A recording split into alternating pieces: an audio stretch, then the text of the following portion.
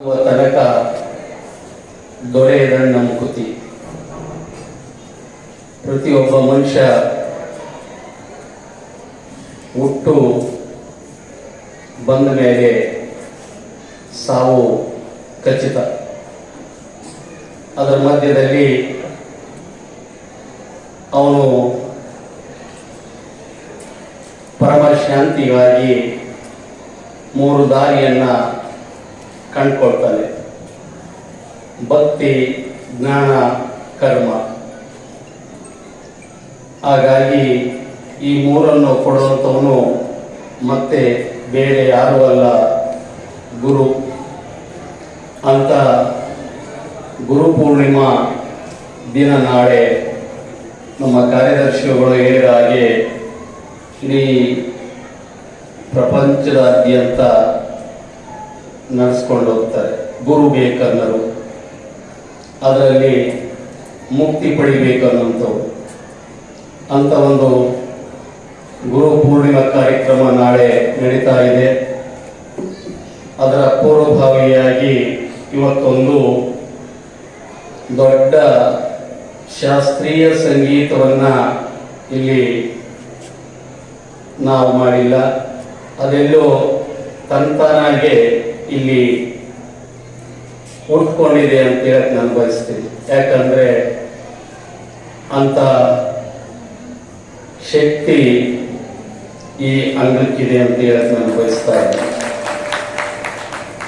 ಅಂತ ಗುರುಗಳಲ್ಲಿ ಒಬ್ಬರಾಗಿರ್ತಕ್ಕಂಥ ಪ್ರಭು ಯೋಗಿ ಅಚ್ಯುತರ ಪಾದಗಳಿಗೆ ನಮಸ್ಕರಿಸಿ, ನನ್ನ ಈ ಹಂತಕ್ಕೆ ತ್ರಿಮೂರ್ತಿಗಳು ಅಲ್ಲಿ ಒಬ್ಬರಾಗಿರ್ತಕ್ಕಂಥ ನನ್ನ ಗುರುಗಳು, ಈ ಸಂಸ್ಥೆಯ ಸಂಸ್ಥಾಪಕ ಗೌರವ ಕಾರ್ಯದರ್ಶಿಗಳು, ಲಕ್ಷ ಲಕ್ಷ ವಿದ್ಯಾರ್ಥಿಗಳಿಗೆ ತ್ರಿವಿಧ ದಾಸೋಹವನ್ನು ಕೊಟ್ಟಂತ ದಾಸೋಹಿ,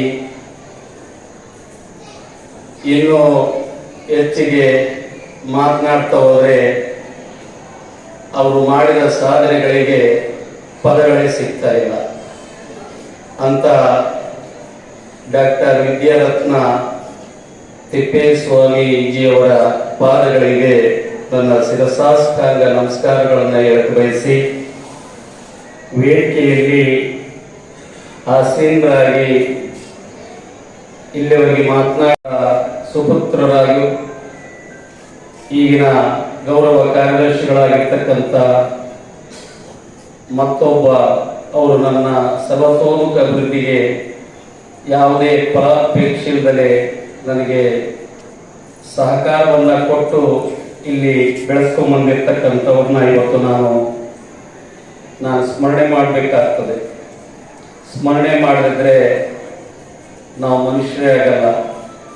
ಹಾಗಾಗಿ ಏನಾದರೂ ಪಡೆದ್ರೆ ಪಡಿ ಕೊಡು ಅನ್ನೋಂಥ ಒಂದು ಮಾತಿದೆ. ಆ ನಿಟ್ಟಿನಲ್ಲಿ ನನಗೆ ಅವ್ರಿಗೆ ಕೊಡುವಷ್ಟು ದೊಡ್ಡವನು ನಾನಲ್ಲ.